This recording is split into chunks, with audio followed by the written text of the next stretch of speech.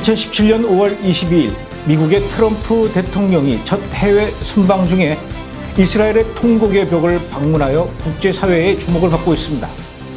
놀랍게도 미국 현직 대통령이 예루살렘의 통곡의 벽에 방문한 것이 이번이 처음이라고 하는데요. 그동안 왜 미국의 대통령들은 예루살렘의 통곡의 벽을 방문하지 않았었고, 또 이번 트럼프 대통령의 통곡의 벽 방문은 과연 어떤 의미가 있는 것일까요?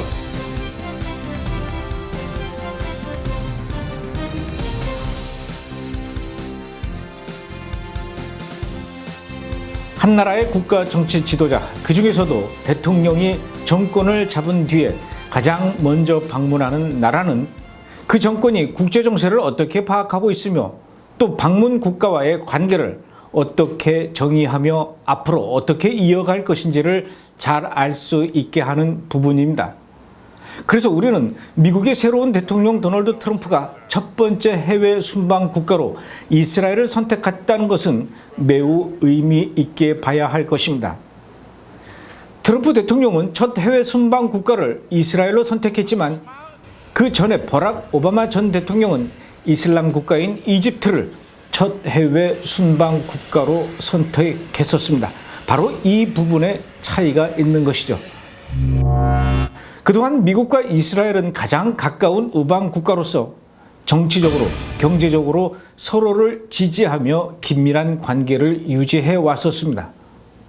하지만 이러한 관계는 오바마 정권이 들어오면서부터 갈라지기 시작했습니다. 퇴임 무렵까지 55%의 지지율을 기록하며 국민의 성원을 받은 오바마였지만 하나님의 저울에 올려놓았을 때도 그의 정권이 과연 높은 지지를 받을 수 있었을까요? 성경은 무려 930번이나 예루살렘이 이스라엘 땅임을 기록하고 있으며 너희를 범하는 자는 그의 눈동자를 범하는 것이라 라고 말씀하고 있습니다. 하지만 오바마의 8년 임기 동안 그는 수차례 이스라엘과 예루살렘을 대적하며 예루살렘을 나누고 쪼개려 했었습니다. 그것이 하나님의 눈동자를 건드리는 것임을 알지 못하고 말이죠. 그의 정권을 한마디로 표현하면 반유대주의를 넘어서 반성경주의라고 정의할 수 있습니다. 그의 임기를 돌아보면 반유대적, 반성경적인 언행과 정책들로 넘쳐 흐르고 있기 때문이죠. 먼저 2011년 5월 중동 연설에서 오바마는 미국은 팔레스타인 국가를 지지하며 이스라엘은 1967년 이전 국경으로 돌아가야 할 것이다 라고 공식적으로 선포했습니다. 이는 6.1 전쟁을 통해서 이스라엘이 정당하게 되찾은 땅을 다시 돌려주고 예루살렘을 쪼개어 팔레스타인과 나누는 것뿐만 아니라 이스라엘은 예루살렘에서 완전히 철수하라는 그런 뜻이었죠. 이것은 이스라엘의 존립 자체를 흔드는 발언이자 하나님의 말씀을 거스르는 것이었습니다. 예루살렘과 이스라엘을 인정하지 않는 그의 행동은 여기서 그치지 않았습니다. 미국인 부모가 다른 나라에서 아이를 출산할 경우 아이의 여권에는 출생한 나라의 이름이 기입되도록 되어 있습니다. 2002년 미국 의회에서 통과된 외교 인증법에 따르면 본인이나 법적 보호자의 요청에 따라 예루살렘에서 태어난 사람은 여권의 출생지를 이스라엘로 표기할 수 있다고 되어 있었습니다.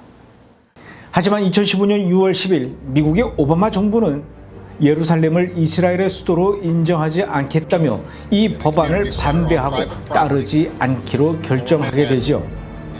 따라서 미국인 부모의 아기가 예루살렘에서 태어날 경우 그 아기의 출생지는 이젠 이스라엘이 아니라 웨스트뱅크라고 표기하기 시작한 것입니다. 그는 임기를 마치는 순간까지 이스라엘을 겨냥하는 것을 멈추지 않았는데요. 2016년 12월 하누카 이브에 유엔 안전보장 이사회가 이스라엘의 팔레스타인 자치령 내 정착촌 건설 중단을 촉구하는 결의안을 표결에 붙입니다. 항상 유엔의 반이스라엘적 결의안에 대해서 거부권을 행사해 오던 미국의 관례를 버리고 오바마는 기권을 던짐으로써 이 결의안을 사실상 통과시키게 됩니다.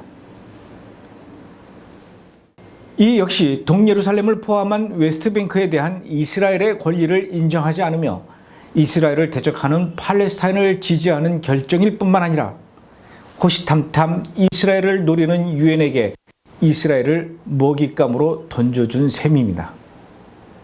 2016년만 해도 유엔 안전보장이사회는 이스라엘을 반대하는 250개의 결의안을 통과시켰으며 2015년 유엔 총회는 이스라엘만을 겨냥하는 20개의 결의안을 통과시킵니다. 그 외에 나라에 대한 결의안은 단 3개가 통과되었는데 시리아, 이란, 북한에 각각 1개씩 뿐이었죠. 오바마 정권과 유엔은 이처럼 평화의 사자인 것처럼 위장하나 실상은 하나님의 눈인 이스라엘을 수백 번씩 찌르며 미디어를 통해 사실을 속이고 하나님의 백성인 유대인을 공격해온 것입니다. 반면 이란과 이슬람에 대해서는 아주 우호적인 정책을 띱니다. 여러분, 이 사실을 아십니까? 그동안 오바마 정권에서는 과격 이슬람 테러 조직이었던 무슬림의 형제단 멤버들이 주요 공직에서 활동했었다는 사실 말입니다. 이집트의 유명한 잡지 로지 엘 유세프에 따르면 무슬림 형제단원들은 오바마 행정부에서 높은 요직을 차지하고 있다고 자기들 스스로 자랑했었습니다. 그래서 세상에 알려지게 된 것이죠. 이 잡지에서는 6명의 이슬람주의자 관료를 소개하며 그들이 미국 정책에 대한 강한 영향력을 발휘한다고 보도했습니다. 이 부분에 대해서 이스라엘의 예루살렘 포스트지는 그들이 미국이 정가에 침투하여 미국 국민들에게 샤리아 율법을 주입시키고 있다고 보도하기도 했었습니다. 오바마 전 대통령은 임기 동안 세상에서 가장 아름다운 소리가 기도를 부르는 이슬람의 아잔 소리라고 말하기도 했었습니다. 그 결과가 어떻게 되었을까요? 미국엔 무슬림들의 숫자가 늘어났고 과거 정부 시절에 늘어났던 이슬람 사원들의 숫자보다 훨씬 많은 숫자의 이슬람 사원의 첨탑들이 미국 전역에 우뚝 솟았으며 미국 워싱턴 DC의 국회의사당의 앞마당은 무슬림들로 점령되기도 했었습니다. 당연히 미국의 대학은 무슬림들의 온상이 되었죠.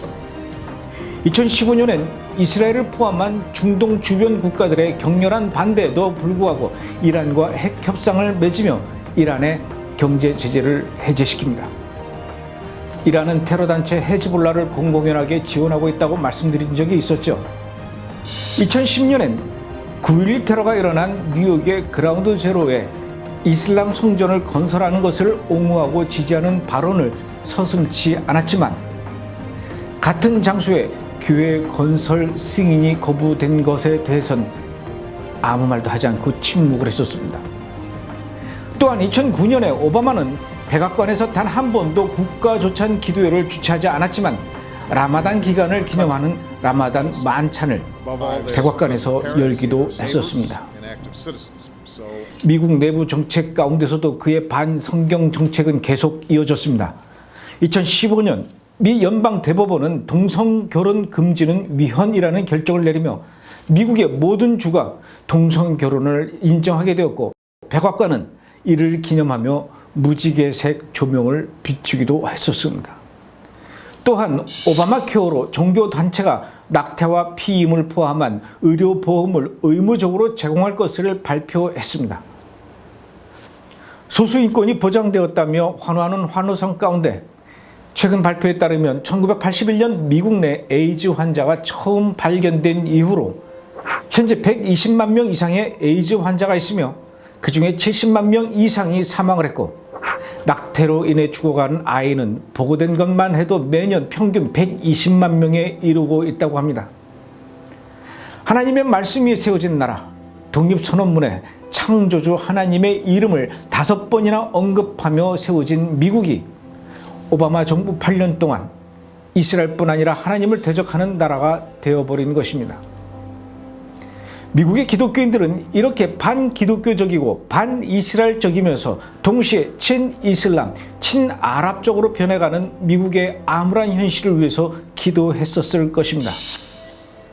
하나님의 법을 세우고 이스라엘을 돕는 대통령이 나오기 위해서 말이죠. 그리고 새로운 한 사람이 등장했습니다. 바로 도널드 트럼프였죠. 그는 후보 시절 에이펙 연설에서 이스라엘에 대한 전폭적 지지를 표명했습니다. 부통령인 마이크 펜스 또한 이스라엘은 미국의 단순한 친구가 아닌 베스트 프렌드라며 이스라엘을 향한 흔들리지 않을 지지를 약속했죠. 또한 미국의 어떤 대통령도 하지 못했던 일을 하겠다고 약속을 하게 됩니다. 바로 미국 대사관을 텔아비브에서 예루살렘으로 옮기겠다는 것이죠. 대사관은 그 나라의 수도에 자리를 잡는 것이 국제 외교적인 관례입니다. 그런데 이스라엘에 있는 외국의 대사관들은 그동안 예루살렘이 아닌 텔아비브에 위치하고 있습니다.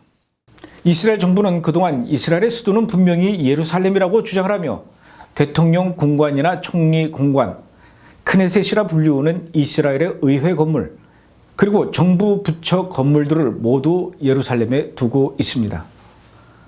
그런데 유독 외국의 대사관들만 예루살렘에 있지 않고 예루살렘에서 약 50km나 떨어져 있는 텔아비브에 자리 잡고 있습니다. 미국의 대사관도, 또 영국의 대사관도, 그리고 한국의 대사관도 텔아비브에 있습니다. 이것은 그만큼 세계의 국가들이 아직까지는 예루살렘을 이스라엘의 수도로 인정하지 않는다는 것을 의미하죠. 미국 역시 마찬가지였죠. 분쟁을 유발할까 하는 두려움에 또는 유엔과 또 많은 나라 그리고 미국 내부의 압박으로 또는 반유대적인 태도로 그 어떤 미국 대통령도 예루살렘을 이스라엘의 영토로 인정하지 못하고 미국의 대사관을 예루살렘으로 옮길 생각을 감히 하지 못해왔던 것이죠. 그런데 새롭게 선출된 미국의 트럼프 대통령이 이 이야기를 꺼내들었고 대사관 이전을 약속했던 것입니다. 그리고 트럼프가 대통령이 된 후 첫 해외 순방에서 이스라엘을 방문합니다. 그는 미국 대통령으로서는 처음으로 첫 해외 순방에 이스라엘을 방문했으며 또한 미국의 현직 대통령으로서는 처음으로 예루살렘에 있는 통곡의 벽을 찾아가 기도를 한 것입니다. 이뿐만이 아닙니다. 최근 미국의 리버티 대학을 방문해 연설한 트럼프 대통령은 미국은 정보를 칭송하는 것이 아니라 하나님을 예배한다. 미국은 믿음의 신자들의 나라이다. 내가 대통령의 자리에 있는 한 신앙의 자유는 침범받지 않을 것이며 믿는 바를 전하는 것은 방해받지 않을 것이다. 이렇게 말했습니다. 물론 트럼프를 기대해서는 안 될 것입니다. 그 또한 한 연약한 사람일 뿐이라는 것은 그의 발언과 행실에서 보여주는 바이죠. 하지만 분명한 것은 바로 이것입니다. 너를 축복하는 자를 내가 축복하고 너를 저주하는 자를 내가 저주할 것이다. 그가 연약한 한 지도자일지라도 그와 그의 정부가 하나님의 눈인 이스라엘과 관련하여 내리는 결정은 결코 연약하지 않을 것입니다. 하나님의 말씀과 약속은 지금도 살아 역사하고 있기 때문이죠. 미국의 미래가 어떻게 될지, 트럼프가 약속한 공약들을 실행하며 이스라엘을 돕는 자의 소명을 다시금 이어받아 미국을 하나님에게로 돌이킬 수 있을지는 좀 더 지켜봐야 되겠지만 이쯤에서 우리는 우리나라 대한민국을 잠시 돌아보고자 합니다. 우리나라 대통령은 헌정사상 지금까지 단 한 번도 이스라엘을 방문한 적이 없습니다. 이웃나라 일본의 아베 총리와 중국의 부총리도 이스라엘을 방문했었는데 말이죠. 이것은 우리나라가 이스라엘을 친구의 나라 그리고 정치적으로 경제적으로 서로 협력할 만한 가치가 있는 나라라고 별로 의미를 두지 않았다는 것을 의미하죠. 사실 우리나라 정부는 과거 역사 속에서 이스라엘과 유대인들에게 직간접적인 도움을 많이 받아왔던 사실이 있습니다. 한국 전쟁 때는 4천여 명의 유대인들이 우리 편이 되어서 전쟁에 참여했었습니다. 또 인천 상륙 작전의 주인공이었던 맥아더 장군 역시 유대인이었습니다. 굳이 이런 사실들을 다시 꺼내들지 않더라도 현재 이스라엘이라는 나라가 갖고 있는 국제 정치와 경제 시장에서 차지하는 비율이 결코 적지 않습니다. 그럼에도 불구하고 우리나라의 과거 대통령들은 아무도 이스라엘을 찾아갈 생각을 하지 않았던 것이죠. 그 대신 박근혜 전 대통령은 2015년 아랍에미리트를 포함한 중동 아랍 국가 4개국을 방문하고 2016년에는 이스라엘을 이 지구상에서 반드시 없애버려야 하는 사탄의 무리라고 주장하는 이란을 찾아갔었습니다. 더 나아가서 이스라엘에 대해서는 우리나라의 과거 정부는 2017년 4월 웨스트뱅크 내 이스라엘의 정착촌 건설에 대해 유감을 표명했을 뿐이죠. 이는 우리나라가 얼마나 이스라엘에 대해서 무지하고 무관심한지를 드러내는 면이라고 할 수 있습니다. 하지만 이것은 또한 한국 교회의 무지이고 책임이기도 합니다. 이스라엘에 대해서 깨어난 하나님의 자녀들이 먼저 이 나라 정부를 위해서 기도해야만 합니다. 모든 정권의 주인은 하나님이시며 하나님은 자녀들의 기도를 통해 다스리십니다. 우리가 먼저 대한민국 정권을 위해서 기도하지 않으면 오바마와 같이 하나님을 대적하며 이스라엘을 대적하는 정권이 될 것입니다. 새로운 정부가 대한민국에 세워졌습니다. 우리는 수동적인 태도를 취할 것이 아니라 하나님께서 우리 자녀에게 주신 권세를 기억하며 기도해야 할 것입니다. 내 이름으로 일컫는 내 백성이 그들의 악한 길에서 떠나 스스로 낮추고 기도하여 내 얼굴을 찾으면 내가 하늘에서 듣고 그들의 죄를 사하고 그들의 땅을 고칠지라. 역대하 7장 14절 말씀입니다. 어떠한 정권이 들어서든지 하나님께서는 자녀들의 기도를 통해 그분의 뜻을 이루실 것임을 믿습니다. 부디 우리나라의 새로운 정권이 하나님의 말씀을 대적하지 아니하며 이스라엘에 대한 눈이 열리고 이스라엘을 대적하는 것이 아닌 돕는 편에 서도록 저와 여러분이 함께 기도해야 할 것입니다. 그래서 언제가 될지 모르지만 미국의 도널드 트럼프 대통령처럼 우리나라의 대통령도 예루살렘의 통곡의 벽을 찾아가 하나님께 기도하는 모습을 볼 수 있기를 간절히 기대해 봅니다. 이번 주 브레드 브리핑이었습니다.